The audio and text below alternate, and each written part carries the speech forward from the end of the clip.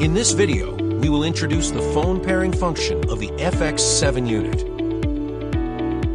Power on-off.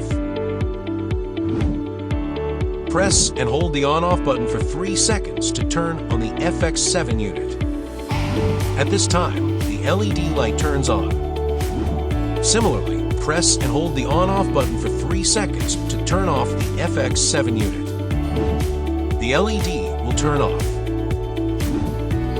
Pairing phone.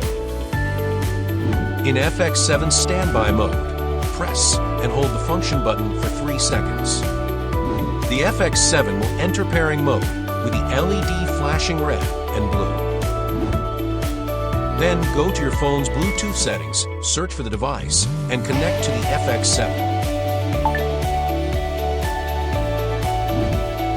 Restore factory settings. Press and hold the intercom button and the on-off button for 3 seconds. The FX7 will turn off. The LED flashes red.